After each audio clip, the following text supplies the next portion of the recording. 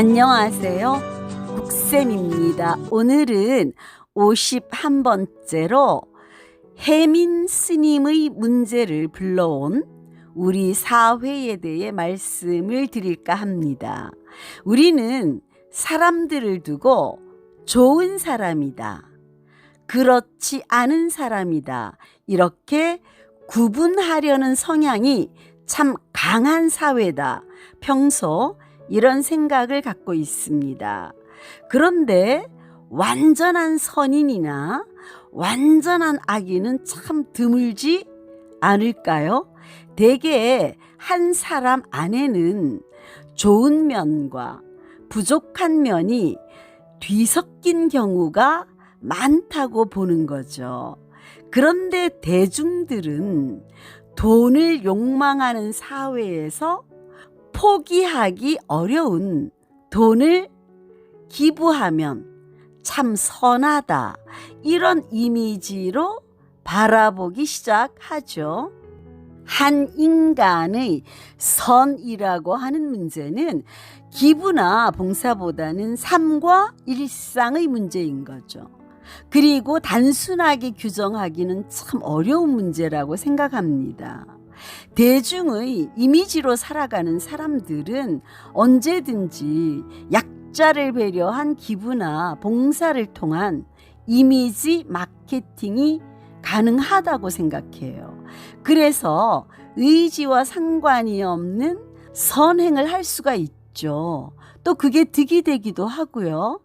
사회적 이미지란 게 한번 각인이 되면 파격적인 실망을 주지 않는 한은 계속 유지되게 마련이잖아요.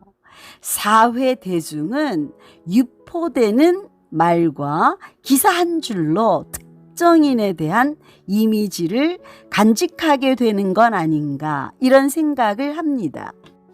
따라해보세요. 행복을 소유에서만 찾지 말고 외부적인 것에서만 찾지 말고 감사함에서 찾자.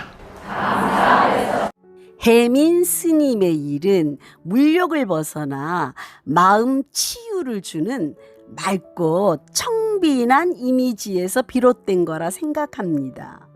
책과 말씀으로 얻은 이미지가 그것이었고, 그로 인해 대중이 믿고 따랐던 거죠. 근데 스님은 자신에 대한 관심으로 오판을 했다. 그래서 일반 스님과 좀 차별화된 모던한 멋진 모습으로 관심을 받고자 풍요로운 삶을 공개한 거죠. 그러니 결국 자초한 것이다, 이렇게 생각합니다. 그리고 많은 강연을 하고 유료로 명상 앱을 개발했고, 요즘 와서 점점 강연에서 보이는 열정이 식어갔다는 얘기들이 나오는 걸 보면 혜민 스님에 대한 우리의 기대가 좀 과하지 않았나 하는 것들을 뒷받침하고 있다는 생각이 듭니다. 강연에서 열정이 전혀 보이지가 않고 끝나면 사진도 찍고 악수도 해야 되는데 그냥 페네키 가버리더라는 겁니다. 다만 행복을 물질에서만 찾지 말고 감사하며 살라는 건 종교인으로서 신도들의 마음을 도닥이는 가르침이었을 뿐인 거죠. 자기가 그 물질적 상실감을 실천하겠다, 거기까지 생각한 사람은 아니었던 거죠.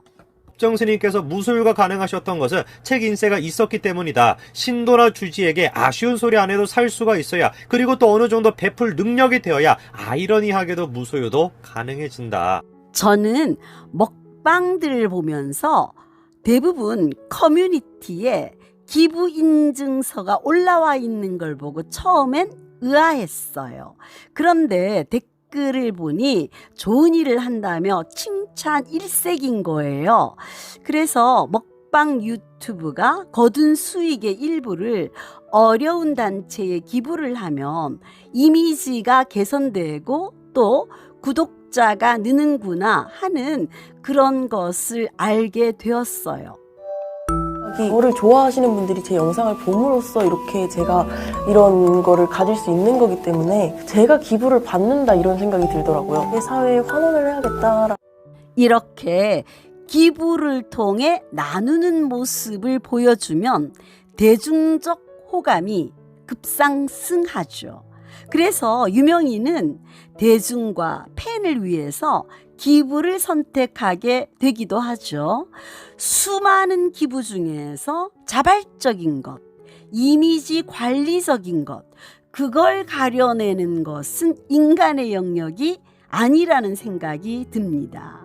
한때 기부왕이었던 가수 김장훈은 일부 기부 약속을 지키지 않았던가 봐요. 실망한 단체가 그걸 폭로했고 지금 그의 기부 정신은 그의 이미지와 함께 대중들의 기억 순위 속에 밀려나고 있는 중이에요. 아티스트로 사랑받는 것도 기부를 포함한 선행으로 인정을 받는 것도 다 좋은 일입니다. 하지만 우리 사회는 유독 유명인에게 다소 기부를 포함한 선행을 조금 요구하는 면이 있지 않나. 이번 일을 통해서 그런 것을 돌아볼 필요는 있겠다 하는 생각이 듭니다. 어머니가 그 성공을 다른 사람에게도 나눠야 하지 않겠냐. 재미탐사보도 전문 블로거 안치홍 씨가 김장훈 씨의 기부에 대해서 의문을 제기했는데요. 그 한마디로 얘기해서 기부가 거짓이라는 겁니다. 해외에서 김장훈 씨가 약속한 기부를 전혀 이행하지 않았다라는 것이죠. 청빈한 삶이 그 인간의 선을 보장하지 않습니다.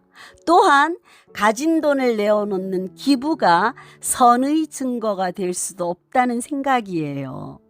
선의 의지와 상관없는 여러 요인들이 선행에는 개입될 여지가 있습니다. 혜민은 대중들의 마음고통에 말과 글로 따스한 관심을 주었죠. 그러자 너무 많은 사람들이 믿고 따르게 되었습니다.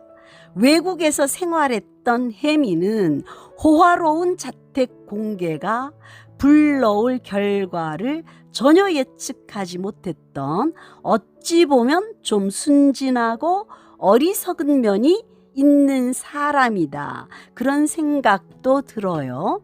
대중은 지금 이 시간도 고통 나눔을 위해서 어디선가 불가의 도를 수행정진해주는 혜민의 모습을 원하죠. 그리고 책과 강연, 교육 프로그램을 통해 갖게 된 이미지화된 혜민을 실제 모습보다 철석같이 믿는 걸 전혀 몰랐던 거죠. 부를 상상 이상으로 누리는 그를 본 순간 뭐야, 자기는 저렇게 잘 살면서 우리 보고는 남과 비교하지 말고 내 안에서 감사를 찾으라고 한 거야? 하는 배신감으로 바로 등을 돌릴 준비가 되어 있는 대중들에 대한 이해가 부족했던 사람이었다. 그런 생각을 합니다. 유유자적하는 모습이라든지 청년들한테 뭔가 그런 가르침, 한국 국적을 포기했거든. 진 삶에 뭐 힘이 돼준다고 하는데 너 커피 한잔하고 출 평화롭게 사니까. 문제는 종교인, 저서, 강연이 진정성 없는 허울이었다. 이게 드러난 거죠. 이건 우리 사회가 이미지의 허상에 그만큼 잘 이끌리는 사회라는 것을 말해주지 않나, 그런 생각을 하게 됩니다. 혜민 스님은 이번 일로 자신을 바쳐서 우리 사회에 가득한 이미지 선행에 대한 사회적 깨달음을 주는 큰 기부를 했다는 생각을 해봅니다. 인식을 바꾸는 사회의 각성은 재물보다 의미 있는 것인지도 몰라요. 그의 인지도만큼 큰 사회적 충격을 준 혜민 스님의 이번 문제를 한번 생각해 보았습니다. 끝까지 들어주셔서 감사드리고 다음에 만나기 바랍니다.